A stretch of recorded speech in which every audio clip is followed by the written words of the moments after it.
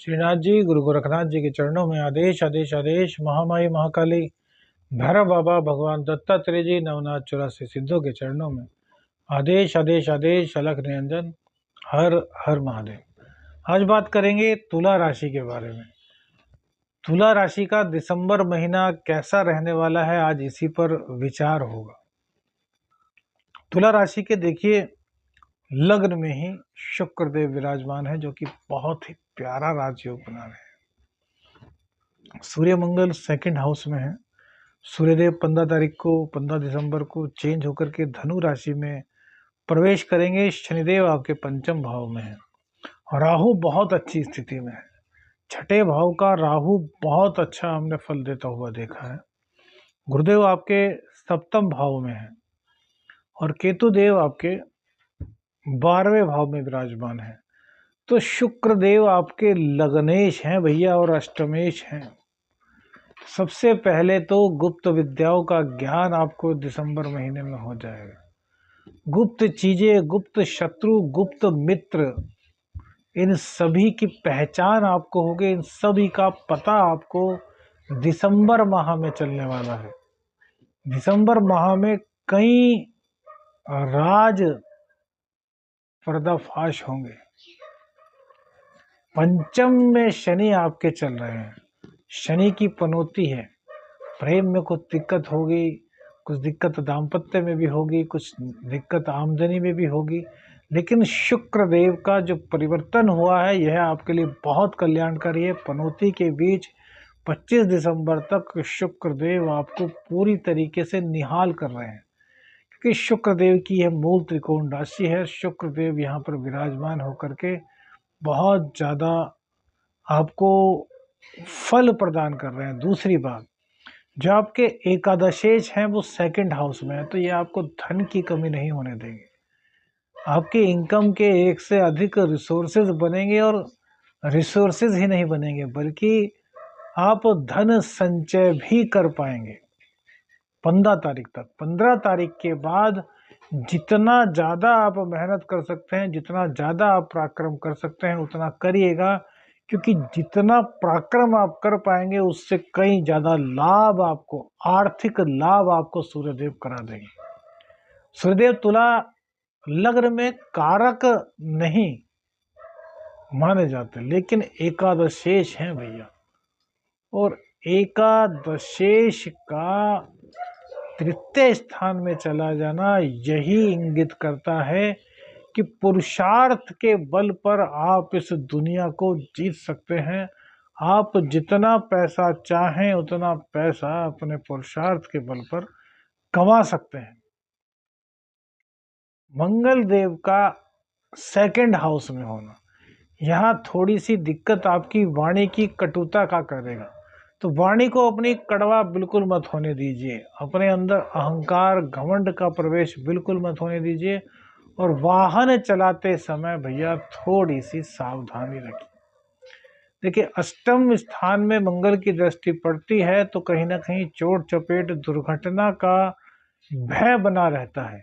हम यह नहीं कह रहे कि ऐसा होगा ही, ऐसा होने के चांसेस हैं,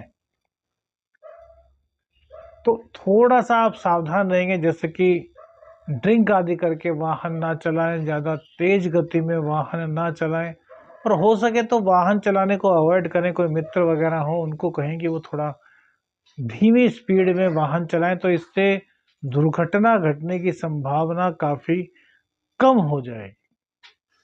शनिदेव का पंचम स्थान में बैठना, अपनी मूल त्रिकोण राशि में बैठना, प्रेम संबंधों में तो जरूर थोड़ी सी एक कटुता लाएंगे, लेकिन आपके ज्ञान में बढ़ोतरी करेंगे भैया। पढ़ाई में आपको एक का एक बहुत ऊंचे स्थान पर ले जाएंगे। मन कंसंट्रेट नहीं होगा, लेकिन बावजूद उसके आपकी हर तरह की चीजें जो है वो कहीं ना कहीं अपने आप बनती हुई नजर आएंगी। शिक्षा हो, प्रतियोगितात्मक परीक्षा हो, कॉम्पिटिटिव एग्जाम हो, किसी भी तरह शिक्षा का कोई मामला हो, तो दिसंबर माह में उसमें कहीं कोई दिक्कत नहीं दिखाई देगी। राहु का 12वें स्थान में बैठना ये बहुत ही कल्याणकारी है आपके बिजनेस के लिए। अचानक से आपके व्यापार को बढ़ाएंगे, अचानक से आपके व्यापार में तरक्की कराएंगे, अचानक से आपको धन लाभ की स्थिति पैदा कराएंगे।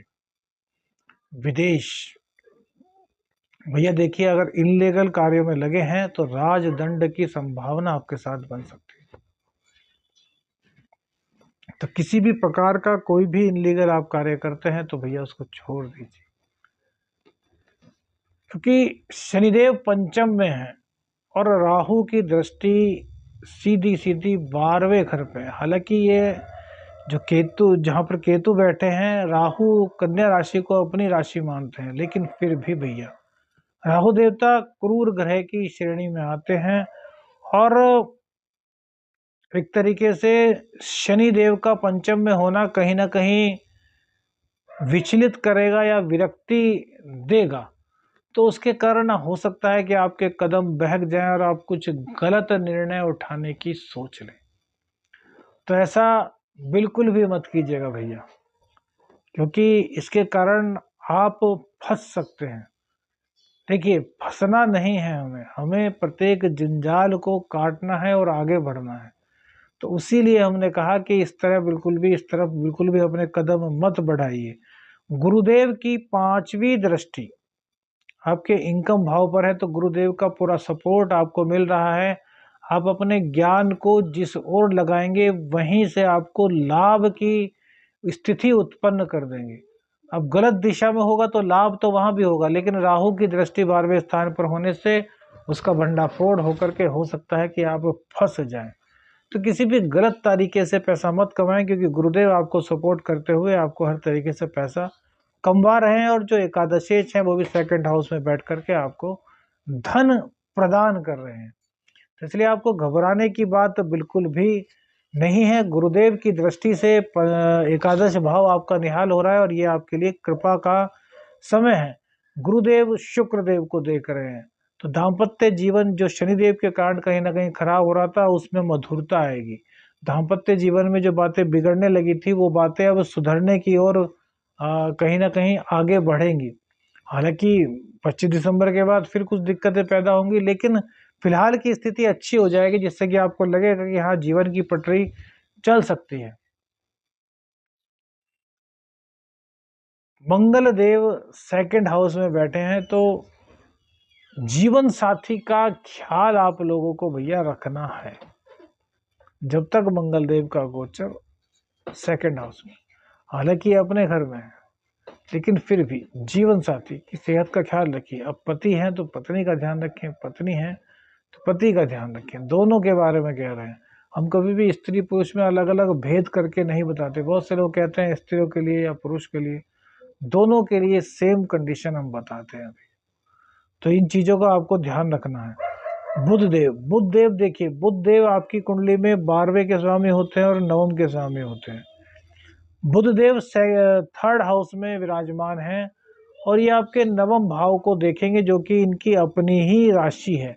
तो भाग्य में ये आपके बढ़ोतरी करेंगे। विदेश जाना चाहते हैं, विदेश आप जा सकते हैं, विदेश में शिक्षा ग्रहण कर सकते हैं, विदेश में आपको नौकरी मिल सकती है। अर्थात विदेश संबंधी जितने भी कार्य हैं वो सकारात्मक दिशा की ओर आपके आगे बढ़ने शुरू होंगे। उपाय आपको क्या करना है? एक तो मंगलवार और शनिवार में सुंदरकांड का पाठ बिल्कुल भी नहीं छोड़ना है, क्योंकि पनौती आपको चल रही है। वहीं दूसरी ओर यदि कर सकते हैं तो कम से कम 5 या 7 व्रत मंगल देव के आप अवश्य कीजिएगा। हनुमान जी के व्रत, माँ वैभव लक्ष्मी के 21 व्रत करने से आपको अगाध फल की प्राप्ति होगी। इस बात को बिल्कुल मत भूलिएगा। आदेश आदेश चालक निरंजन, हर हर महादेव।